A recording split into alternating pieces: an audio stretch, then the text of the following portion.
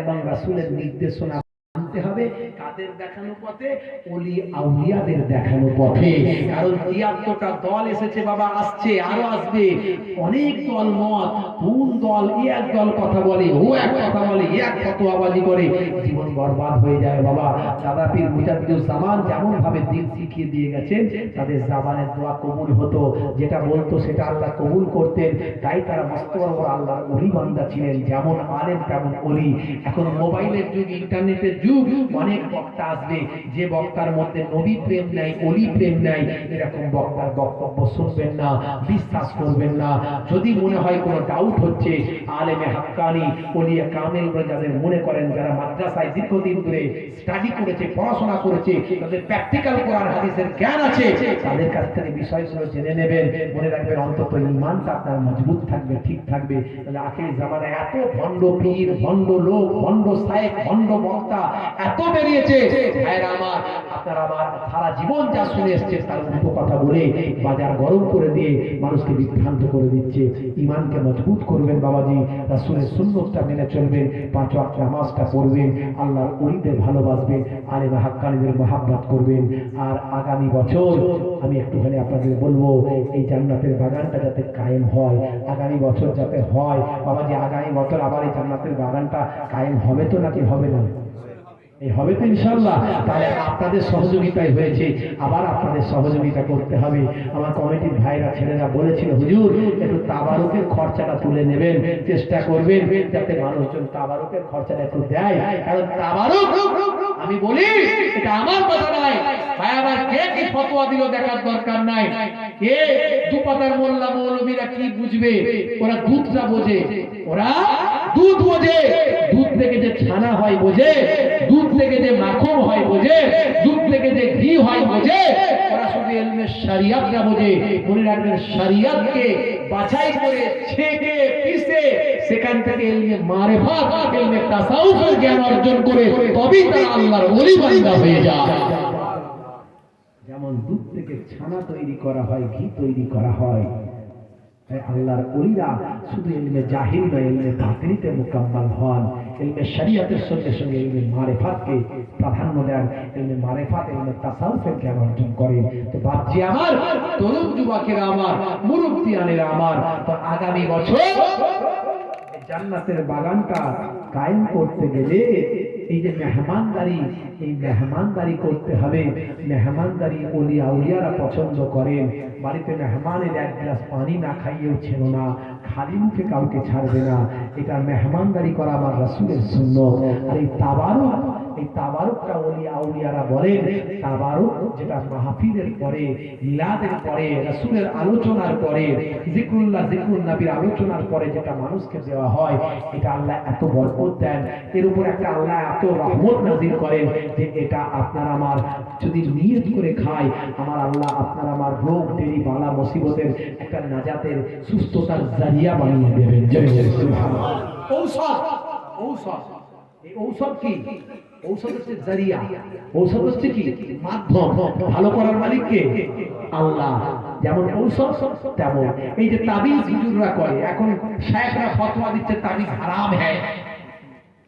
Direct সহিহ হাদিস থেকে প্রমাণ পাওয়া যায়, সাহাবায়ে কেরামরা বাচ্চাদেরকে দোয়া মুখস্থ করতে দিতেন, যারা মুখস্থ করতে পারত না তাদের গলায় আল্লাহর কোরআনের আয়াত লিখে ঝুলিয়ে দিতেন। তাহলে ওটা হলো তাবিজ, আর ওরা যে দলিলটা দেয় সেটা হলো তামিমা। তামিমা আর তাবিজ আলাদা। সাধারণ শিক্ষিত ছেলেদেরকে বুঝিয়ে দিচ্ছে যে এরা সব তাবিজ মানে হারাম। তাবিজ আর তামিমা আলাদা বাপ। তামিমা কোনটা?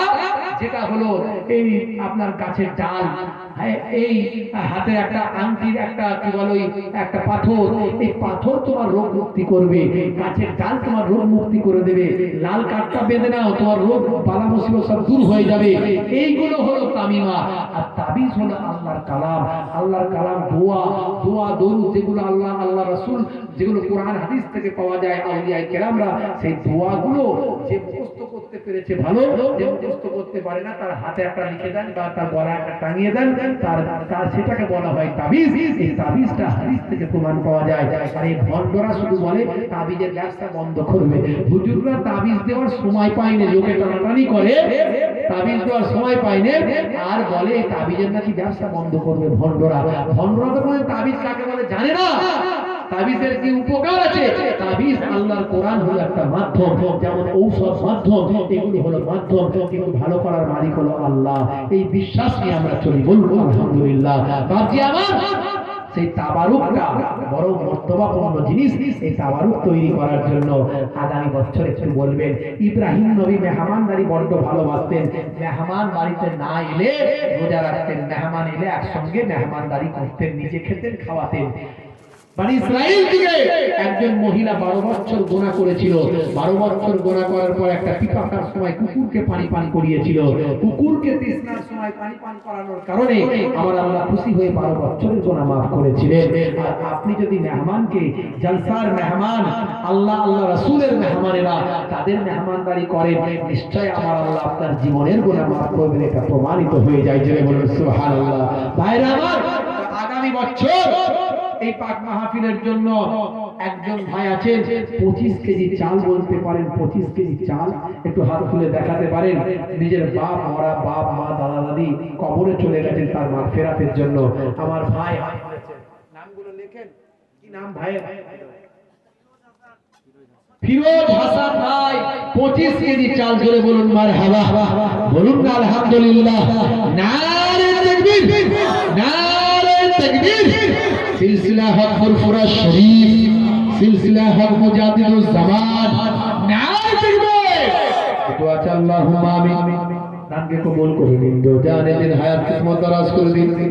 মাবুদ আল্লাহ তাআলা সঙ্গে সঙ্গে তোমার এক তরতাজা যুবক বাবা বান্দা হাত দুখানা তুলে মেহমানদারি করার জন্য প্রতিশ্রুতি দিয়েছে। মাবুদ, মাবুদ গো, তুমি অন্তরের খবর জানো, অন্তরের খবরটা তোমার জানা আছে মাবুদ। ইন্নাহু আলিমুম বিজাতিস সুদূর, অন্তরের সংবাদ তোমার জানা। এ মাবুদ আল্লাহ, এ স্রষ্টা আল্লাহ, ভাইকে নিয়ত করে দান করেছে তুমি জানো। বুখারী শরীফের প্রথম হাদিসের নাম আল আমাল বিন্নিয়াত, নিয়তের উপর আমল হয়। বান্দা তোরা কি দান করবি? নিয়ত করে দান কর। কেউ বাপের জন্য দেয়, কেউ মায়ের জন্য দেয়, কেউ ভাই বোন আত্মীয় স্বজন ছেলে মেয়ে কাজ কারবার ব্যবসা বাণিজ্য সংসারের শান্তি বিপদ আপদ মুসিবত থেকে উদ্ধার হওয়ার জন্য দেয় বা দেবেন। মাবুদ আল্লাহ যেটা নিয়ত করে দান করবেন, করছে নিয়তকে কবুল ও মঞ্জুর করে নাও মাবুদ। মাবুদ আল্লাহ, তোমার বান্দারা না দিলে তোর মাহফিল কেমন করে হবে?